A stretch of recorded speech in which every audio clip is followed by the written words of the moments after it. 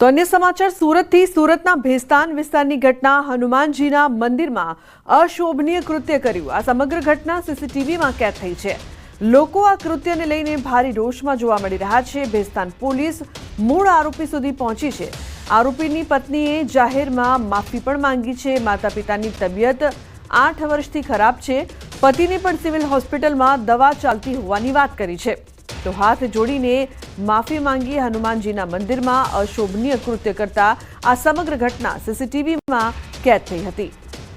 તો પત્ની દ્વારા માફી માંગવામાં આવી છે। આ કૃત્યને લઈને ભારે રોષ પણ જોવા મળી રહ્યો છે। ઉલ્લેખનીય છે કે આ શખ્સ મંદિરમાં અશોભનીય હરકતો કરતા જોવા મળ્યો હતો, જે બાદ સીસીટીવી છે તે સામે આવ્યા અને લોકોમાં રોષ। इसके लिए हम सारे हिंदू समाज से हाथ जोड़कर माफी मांगते हैं। मेरे पति सुनील संबंधी मेरे संबंधी गांव भेजकर उनको गांव ले जाकर छोड़कर आएंगे।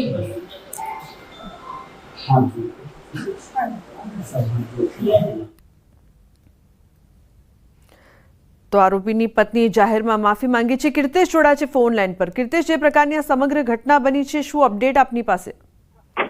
બિલકુલ, સુરતના ભેસ્તાન વિસ્તારની આ ઘટના છે કે જ્યાં એક વ્યક્તિ મંદિરમાં હનુમાન દાદાની મૂર્તિ ઉપર ચંપલ મૂકતા હોય તેવી સમગ્ર ઘટના સીસીટીવીમાં કેદ થાય છે।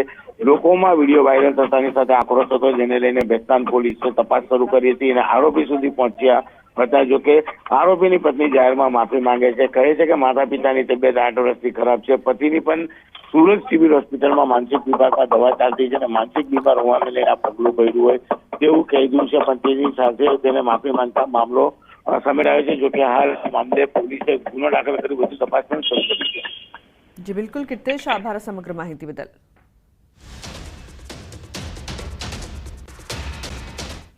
સમાચારમાં આગળ વાત કરીએ તો પુસ્તક વગર કેવી રીતે ભણવું?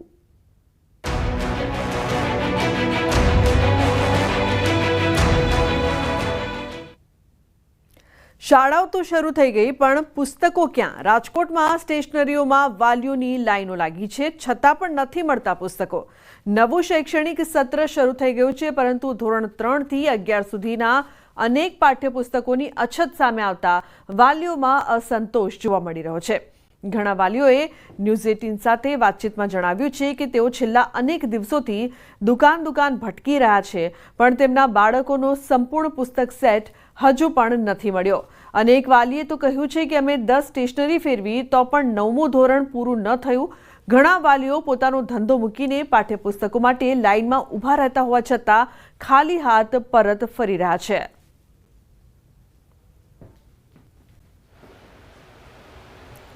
ગવર્મેન્ટના હાલમાં પુસ્તક નથી મળી રહ્યા, એમાં ખાસ 3જા ધોરણનું ગણિત, 6ઠ્ઠા ધોરણમાં 7 વિષયમાંથી 3 આવે, 4 નથી આવતા। એવી રીતે જ 8મા ધોરણમાં, એવી રીતે જ 9મા ધોરણમાં, એવી રીતે જ 11 કોમર્સમાં તો કોઈ ચોપડા જ નથી મળતા, ઇંગ્લિશ મીડિયમમાં અને ગુજરાતી મીડિયમમાં પણ, અને 11 સાયન્સની અંદર પણ પુસ્તકો નથી મળતા ગુજરાતી મીડિયમમાં ખાસ। વાલીઓની હેરાનગતિ એક તો અહીંયા લાઇનમાં ઉભા રહ્યો 1-1.5 કલાક, એના ઉપરાંત પછી એને 7 પુસ્તકમાંથી 3 મળે, એટલે વાલીઓનો પણ એટલો જ આક્રોશ છે। તો આ તંત્રના ધાંધિયાથી વાલીઓમાં ભારે રોષ જોવા મળી રહ્યો છે। વાલીઓના કોપાયમાન રોષ જોતા પહેલા સાંભળીએ સ્ટેશનરીના માલિકો શું કહી રહ્યા છે। સ્ટેશનરીના એક વેપારીએ તો એમ કહ્યું કે દરરોજ 1800 થી વધુ વાલીઓ પુસ્તકોના અભાવે પાછા જઈ રહ્યા છે। તેમના જણાવ્યા મુજબ ગાંધીનગરથી જ પૂરતો સ્ટોક મળતો નથી, એટલે વિતરણ થતું નથી। મારું બાળક 9મા ધોરણમાં ભણે છે અને સરકાર ઉપરથી ચોપડા આપતા નથી, એટલે આમાં લાઈનમાં ઊભું રહેવું પડે, કામ ધંધો ખોટી થાય અને હેરાનગતિ વધારે છે। આ લોકો સ્ટેશનરીવાળા ઉપરથી ચોપડા આપે સરકાર તો આપણે આપે ને એમ। 1 થી 8 ધોરણમાં જે છોકરા ભણે છે એ છોકરાઓ માટે અત્યારે પુસ્તકોની તમામની ઘટ છે। 4 ધક્કા ખાવા છતાં પૂરતા પ્રમાણમાં પુસ્તક મળ્યા નથી। તો સરકારને એવી અમારી રિક્વેસ્ટ છે કે છે ને તાત્કાલિક છે ને પુસ્તકની કંઈક વ્યવસ્થા કરે કે જેથી કરીને છોકરાના ભવિષ્યને ભણતરને આગળ ચાલુ થાય। 9મા ધોરણના પાઠ્યપુસ્તક હજી પૂરા આવ્યા નથી, તો માની લો કે 7 પુસ્તક હોય છે, તેમાંથી 5 હોય છે ને 3 નથી હોતા, 2 હોય છે ને, તો બધી જગ્યાએ આમથી આમ અત્યારે છેલ્લા 3 દિવસથી આમથી આમ બધી સ્ટેશનરીએ દોડું છું, પણ છતાં બી પુસ્તક પૂરા થતા નથી। હું જોબ કરું છું, છતાં બી આજે દિવસ પાડીને આ પુસ્તક ગોતવા માટે સવારનો નીકળું છું, તડકાનો હેરાન થાઉં છું. તો પુસ્તક નથી મળતા તો જિલ્લા પુસ્તક વિક્રેતા તો કહી રહ્યા છે કે અમે જે પ્રમાણે ઓર્ડર કરીએ છીએ તેની સરખામણીએ અડધા પુસ્તકો પણ નથી મળતા. ધોરણ 1 થી 12 ના પુસ્તકો જે આવે છે એમાં અત્યારે સૌથી પહેલી વાર તો અમે પહેલો ઓર્ડર મૂકેલો 1,76,00,000 રૂપિયાનો, તેમાંથી અમને માત્ર 46,50,000 જ માલ આપવામાં આવેલ, જેના કારણે અમે અમારા વેપારીઓને પણ માલ ઓછો આપીએ. બીજો ઓર્ડર 1,71,00,000 મૂકેલ હતો, તેમાંથી અમને માત્ર 30,60,000 રૂપિયાનો જ માલ આપવામાં આવેલો. તો હવે જોવાનું એ છે કે શિક્ષણ વિભાગ આ બેદરકારી સામે કઈ તાત્કાલિક કાર્યવાહી કરે છે અને વિદ્યાર્થીઓ સુધી જલ્દીથી પુસ્તકો પહોંચાડે છે કે નહીં. શાળાઓ તો શરૂ થઈ ગઈ છે, પરંતુ પુસ્તકો ક્યાં? આ સવાલ છે તે રાજકોટના વાલીઓના મનમાં જે છે એ ગુંજી રહ્યો છે. એનું કારણ છે કે રાજકોટ શહેરમાં જે છે આશરે 500થી પણ વધુ સરકારી તેમજ ખાનગી શાળાઓ આવેલી છે, અને આ શાળાઓમાં ક્યાંક ને ક્યાંક અત્યારે જે છે સરકાર દ્વારા જે પ્રાથમિક શાળાના પુસ્તકો છે, જેમાં ખાસ કરીને 3જા ધોરણનું ગણિત સહિતના જે અલગ અલગ ધોરણના પુસ્તકો છે, તે પુસ્તકોની ઘટ છે ને એમના કારણે વાલીઓ છે તે અનેક ગણા હેરાન થતા હોય છે. આપ દ્રશ્યોમાં પણ જોઈ શકો છો કે જે રીતના માત્ર આ એક જ પ્રકાશનમાંથી જે છે દરરોજ આશરે 1500થી 2000 જેટલા વાલીઓ જે છે તેમને ધક્કો થતો હોય છે. સવારથી સાંજ સુધીમાં અનેક વાલીઓ જે આવતા હોય છે. કોઈ એક ધોરણનો આખો સેટ જે છે કમ્પ્લીટ કરવો ક્યાંક ને ક્યાંક વાલીઓ માટે પણ પડકારજનક છે.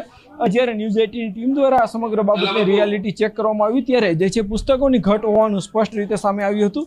ખાસ કરીને પુસ્તકો જે છે શાળાઓ શરૂ થતાની સાથે જ વાલીઓ માટે સૌથી મોટી બાબત એ હોય છે કે જે તેમના સંતાનો હોય છે તેમને જે છે પૂરતા પુસ્તકો અભ્યાસની જે સામગ્રી છે તે પૂરી પાડે, પરંતુ ક્યાંક ને ક્યાંક આ સામગ્રી પૂરી અભ્યાસના પુસ્તકો પૂરા પાડવા માટે વાલીઓને જે છે અનેક તકલીફોનો સામનો કરવો પડી રહ્યો છે. ઉપરથી પુસ્તકો ન આવતા હોવાનું પણ જે છે તે વાલીઓ જે છે એ સ્ટેશનરી તેમજ જે છે અલગ અલગ પ્રકાશનોના માલિકો કહી રહ્યા છે. તેમનું કહેવું છે કે આ પુસ્તકો માટે તેમના દ્વારા 2 મહિના અગાઉ જ માંગ કરવામાં આવી હતી, પરંતુ હજુ જે છે તેમની માંગ પૂર્ણ ન થતાં પુસ્તકો નથી આવતા, અને એમને કારણે અનેક વાલીઓ છે તેમને હેરાન પરેશાન થવાનો વારો આવ્યો છે. હાર્દિક જોશી, ન્યૂઝ 18 ગુજરાતી, રાજકોટ. તો કંઈક આવી જ સ્થિતિ જામનગરમાં પણ જોવા મળી રહી છે. વાલીઓ શાળા ખુલી જવાના કારણે ચિંતામાં છે. શૈક્ષણિક સત્ર શરૂ થઈ ગયું છે, બાળકો શાળાએ જવા આતુર છે, પણ પુસ્તકોની ઘટ હોવાના કારણે જવું તો જવું કેમ તેવી સ્થિતિ સર્જાઈ છે. વહેલી સવારથી વાલીઓ કામકાજ છોડીને પુસ્તક વિક્રેતાને ત્યાં લાઇનમાં ઊભા રહી જાય છે, પણ વિક્રેતા પણ બિચારા શું કરે, કારણ કે પુસ્તકો આગળથી જ નથી આવતા. તેઓ વાયદા પર વાયદા કરે છે. મારી બેબી 5મા ધોરણમાં અભ્યાસ કરે છે અને અત્યારે સ્કૂલ ચાલુ શરૂ થઈ ગયેલી છે અને પાઠ્યપુસ્તકનો